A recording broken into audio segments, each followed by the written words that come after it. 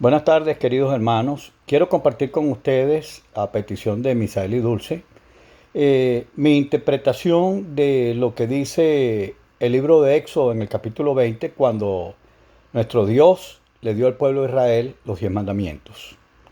No voy a ahondar, pero sí quisiera tomar el versículo 5 de Éxodo 20, que dice: no te inclines delante de ellos ni los adores, hablando de los dioses, de los ídolos.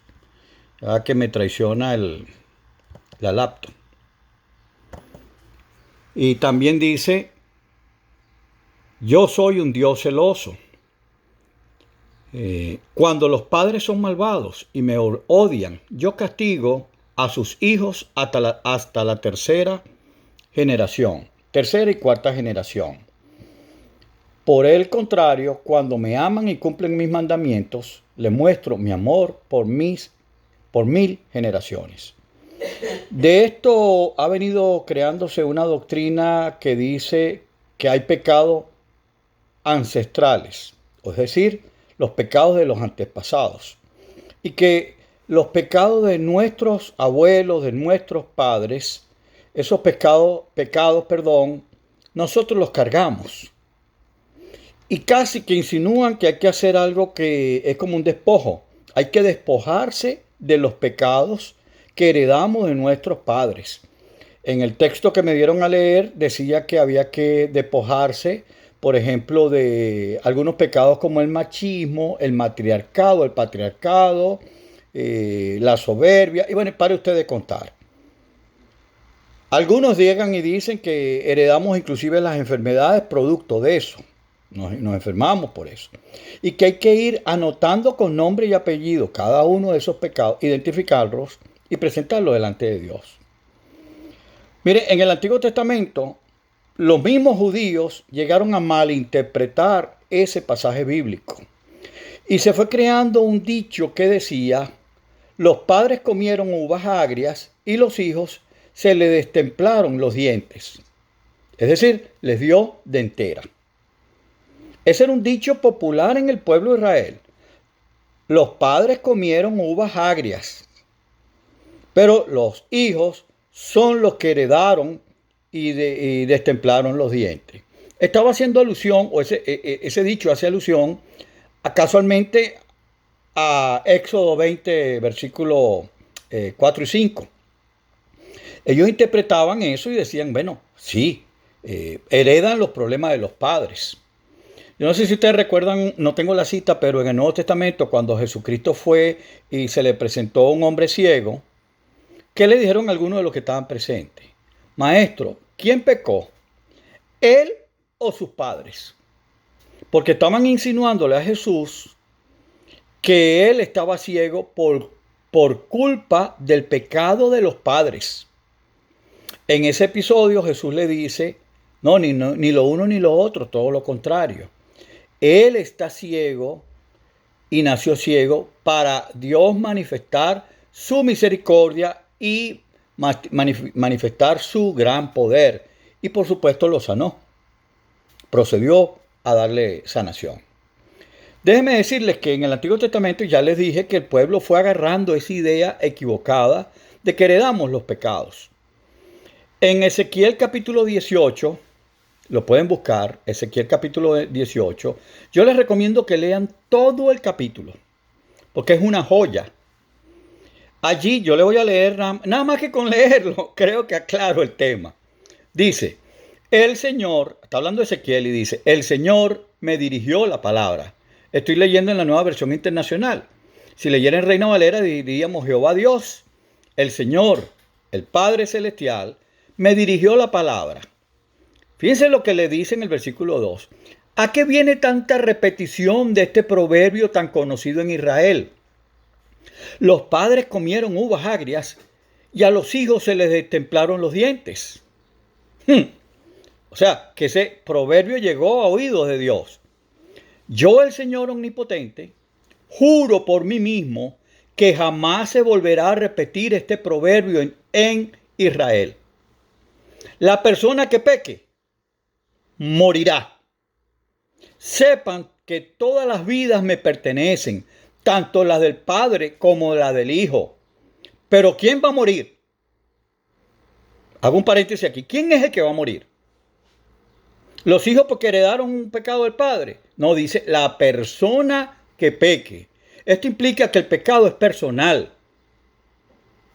No es que se hereda. El único pecado, la única opción que heredamos nosotros fue la naturaleza pecaminosa producto del pecado de Adán. Pero nosotros no somos culpados por el pecado de Adán. O sea, Adán pecó y él fue enjuiciado por su propio pecado. Lo que pasa es que él, como representante de la humanidad, heredó una naturaleza pecaminosa. Es distinto, pero no heredamos su pecado. Su pecado fue de él y de Eva. Sigo leyendo. Versículo 8. Versículo 5. Quien es justo, practica el derecho y la justicia.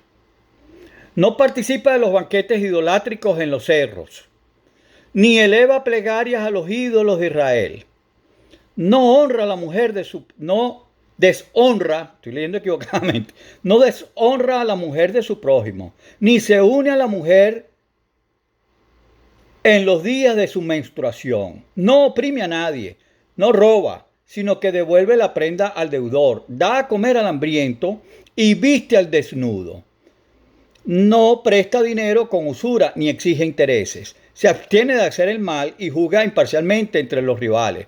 Obedece mis mandamientos y cumple fielmente mis leyes. Tal persona es justa y ciertamente vivirá, lo afirma el Señor. Pero bien puede suceder que para una persona tenga un hijo violento, que esa misma persona, tenga un hijo violento y sea homicida y no siga su ejemplo y practique banquetes idolátricos, practique todo lo que leyó anteriormente. Entonces Dios dice, ¿tal hijo debe vivir? Hace la pregunta. Claro que no. Por haber incurrido en estos actos asquerosos será condenado a muerte y de su muerte solo él será responsable. Es decir, el hombre que peca, ese hombre morirá. Ahora bien, sigue diciendo el pasaje, ese hijo podría a su vez tener un hijo que observa todos los pecados de sus padres, pero no los imita. Es decir, el nieto. Pues no participa de los banquetes de idolátrico, no presta con usura, no se acuesta con la mujer del prójimo, no oprime, le da al deudor, da a comer al ambiente y viste al desnudo. Se abstiene de hacer el mal, no presta dinero, cumple mis leyes y obedece mis decretos. Un hijo así, dice Jehová Dios, no merece morir por la maldad de su padre, merece vivir. En cuanto a su padre, que fue un opresor, que robó a su prójimo y que hizo lo malo en medio de su pueblo, morirá por su propio pecado. Síntesis. Dios va a castigar los pecados de cada quien.